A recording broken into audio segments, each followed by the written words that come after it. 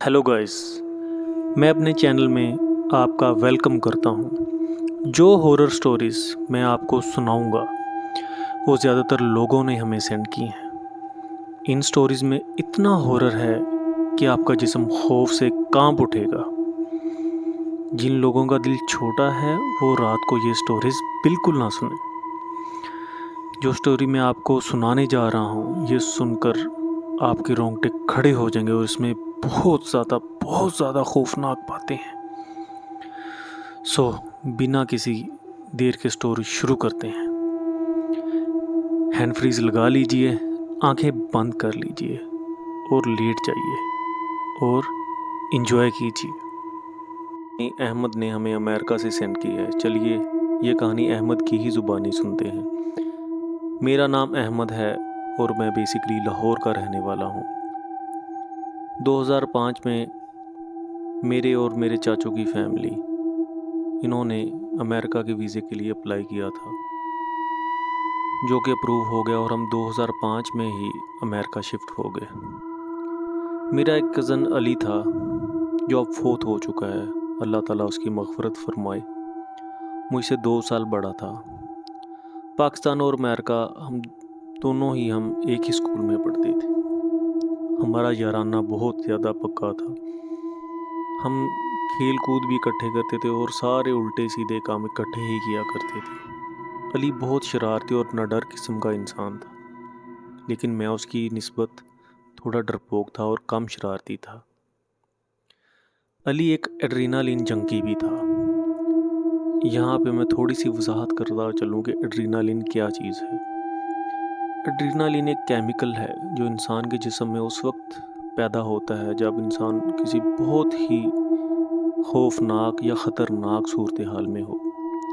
जैसे कि आदमी कोई पहाड़ चढ़ रहा हो जो बहुत ज़्यादा ऊंचा है, बंदा बहुत ज़्यादा ऊंचाई से नीचे की तरफ देखे, बंदे के पीछे कुत्ता पड़ जाए या बहुत ही कोई ख़तरनाक सूरत हाल हो, तब हमारा जिस्म ये केमिकल प्रोड्यूस करता है। जब ये केमिकल हमारे जिस्म में ज़्यादा प्रोड्यूस होता है तो हमारे दिल की धड़कन बढ़ जाती है और हमारी जितनी भी हिस्से हैं वो तेज़ काम करना शुरू कर देती हैं। कुछ लोगों को इस चीज़ में मज़ा महसूस होने लगता है और वो लोग ऐसे ख़तरनाक काम जानबूझकर करते हैं और उन्हीं को एड्रेनालिन जंकी कहते हैं। खैर, मेरा कज़न अली भी इन्हीं लोगों की तरह एक था। अली के 2 और दोस्त थे जो उसी की कैटेगरी के थे। उन्होंने एक दफ़ा प्लान बनाया कि वो अलास्का स्टेट के एक टाउन पोर्टलॉक में जाएंगे जो अब के वीरान पड़ा है। पोर्टलॉक की थोड़ी सी मैं हिस्ट्री बताता चलूँ आपको। पोर्टलॉक एक टाउन है जो कि अमेरिका की स्टेट अलास्का में वाक़या है और ये अमेरिका की सबसे बड़ी स्टेट है और ये स्टेट ज़्यादातर वीरान ही पड़ी है। यहाँ पे बड़ी बड़ी पहाड़ियाँ और घने जंगलात हैं और तकरीबन ये जो टाउन है 1940 में यहाँ के लोग इसको बिल्कुल छोड़ गए थे, तब से ये वीरान ही पड़ा है। हिस्ट्री उठा के देखें तो पता चलता है कि लोगों ने ये टाउन इसलिए छोड़ा था क्योंकि उनको यहाँ एक अजीब सी मखलूक नज़र आने लग गई थी जो कि उनकी भैंसों, बकरियों, गाँव पर हमला करती थी और उनको मार देती थी। वक्त गुज़रने के साथ साथ ये मखलूक इंसानों पर भी हमला करने लगी और कुछ इंसानों को मारा भी। सुनने में आता है कि इस मखलूक ने कुछ इंसानों के साथ बात भी की है, जो कि बहुत ही अजीब बात है। खैर, अब बहुत ही कम विज़िटर्स हैं जो इस जगह पर जाते हैं और जो विज़िटर्स इस जगह पर गए हैं उनमें से काफ़ी लोगों ने बताया है कि उन्हें यहाँ एक मखलूक दिखने में मिली है जो कि ना ही इंसान जैसी है और ना ही किसी जानवर जैसी, बल्कि उनके दरमियान की जो कोई चीज़ है। और उसके जिस्म पर बहुत लंबे लंबे बाल और उसकी मोटी मोटी सफ़ेद आंखें हैं जिनको देखकर वहशत आती है। खैर, मेरा कज़न अपने दोस्तों को लेकर पोर्टलॉक पहुंच गया। और लोग हमारे शहर से तकरीबन 7 से 8 घंटे का सफ़र है अगर मौसम अच्छा हो, नहीं तो 10 घंटे भी लग सकते हैं। खैर वो तकरीबन शाम को वहाँ पहुँचे, तकरीबन अंधेरा हो चुका था। पोर्ट लॉक टाउन में अभी सिर्फ 7 घर हैं। उन घरों के सामने एक झील है और पीछे पहाड़ ही पहाड़ हैं। उन पहाड़ों पर बेशुमार घने जंगल हैं। खैर मेरा कज़न अली बताता है कि जैसे ही वो उस टाउन में पहुँचे तो उन्हें वहाँ एक बेचैनी सी स्टार्ट होने लग गई थी, क्योंकि वहाँ पे कोई बंदा बशर नहीं था और वो टाउन बिल्कुल वीरान पड़ा था। और उनके घरों को देखकर और भी ज़्यादा वहशत आ रही थी। खैर उन्होंने हौसला किया और एक घर में जाकर अपने सामान वगैरह की सेटिंग की। वहाँ पे घरों की हालत बहुत ज़्यादा बुरी थी, क्योंकि 1940 के बाद यहाँ पर कोई भी नहीं रह रहा था। ये एक वीरान इलाका था। ये जो वहशत आ रही थी इन लोगों से अली लोगों को मज़ा आ रहा था, क्योंकि इसी चीज़ को पूरा करने के लिए वो इस टाउन में गए थे। खैर अली और उसके दोनों दोस्त सो गए और उन्होंने प्लान बनाया कि सुबह वो मछली का शिकार करेंगे। पीछे जो पहाड़ है वहाँ से एक नहर आती है जो जाकर घरों के सामने जो झील वाक़या है उसमें गिरती है। पहाड़ी इलाका होने के बायस यहाँ पे उस नहर में ट्राउट मछली है जिसका जायका बहुत अच्छा होता है। खैर वो अगले दिन उठे, नाश्ता वगैरह किया और मछली के शिकार के लिए निकल पड़े।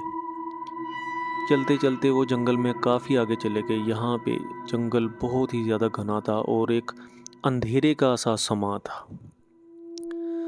उनको चलते चलते महसूस हो रहा था कि कोई चीज़ उनका दरख्तों में पीछा कर रही है। ये सब चीज़ें उनको बहुत ज़्यादा बेचैन कर रही थी। खैर वो नहर की एक गहरी जगह के पास पहुँचे और मछली का शिकार स्टार्ट कर दिया। कुछ देर ही गुजरी थी कि उनको अपने पीछे दरख्तों में किसी चीज़ के होने का एहसास हुआ। पहले वो चीज़ पीछा कर रही थी, अभी ऐसा लग रहा था कि उनको पीछे से देख रही हो। उन सब के पास पिस्टल्स थे, क्योंकि अमेरिका में पिस्टल रखना कोई बड़ी बात नहीं है, यहाँ पे अलाउ है, लाइसेंस भी आसानी से मिल जाता है। अली और उसके दोस्तों ने कुछ ना सोचा और उस चीज़ को ढूंढने के लिए जंगल में निकल पड़े।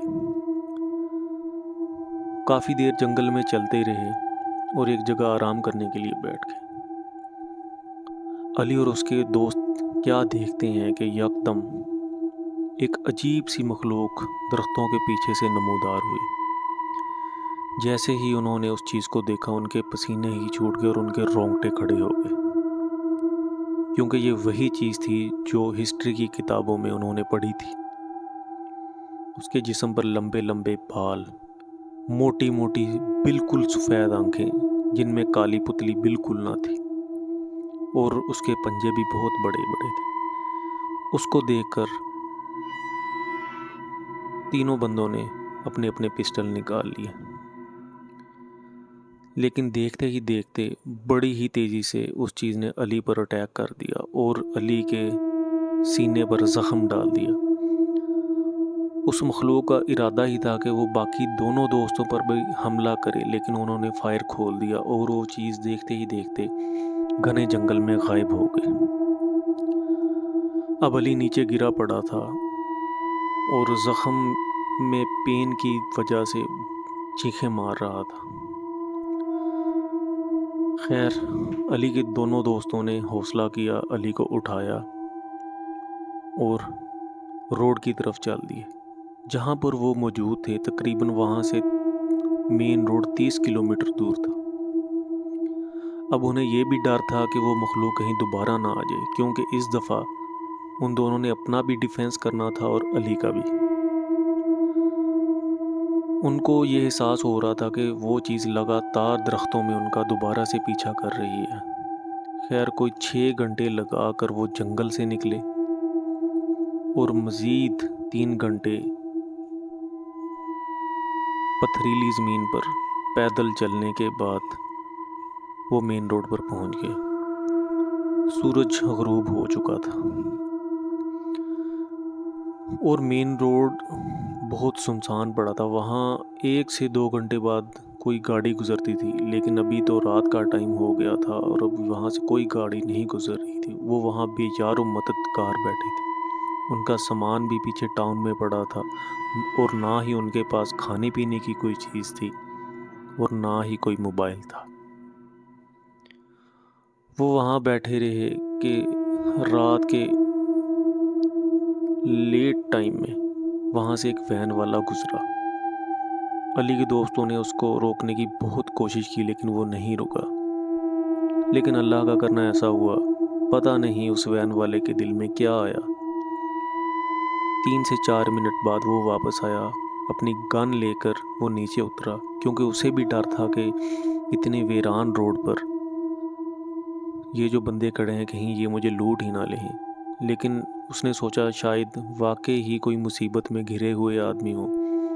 جیسے ہی وہ ہمارے پاس آیا اپنی ٹارچ لے کے، اس نے ہماری طرف ٹارچ ماری اور علی کی حالت دیکھی تو اس نے کہا فوراً سے گاڑی میں بیٹھو۔ تقریباً 2 گھنٹے کی ڈرائیو کے بعد اس نے ہمیں ایک ہاسپٹل میں اتارا۔ ہاسپٹل والوں نے علی کو فوراً ایڈمٹ کر لیا۔ علی کا زخم اتنا گہرا تھا کہ کئی جگہ سے اس کی پسلیاں نظر آ رہی تھیں۔ علی کے دوست نے گھر والوں کو فون کر کے انفارم کیا۔ ہم سب تقریباً 8 سے 9 گھنٹے میں سفر کر کے وہاں پہنچے۔ جب ہم نے علی کو دیکھا تو ہمارے آنسو نکل پڑے۔ ہم نہیں چاہتے تھے کہ علی کو اس ہاسپٹل میں مزید رکھا جائے، کیونکہ وہاں پہ حالات بہت برے تھے، مشینز بھی اچھی نہیں تھیں اور دوائیاں بھی پوری نہیں تھیں، اور ایسی حالت میں علی کو عام ایمبولنس پر سفر بھی نہیں کروایا جا سکتا تھا۔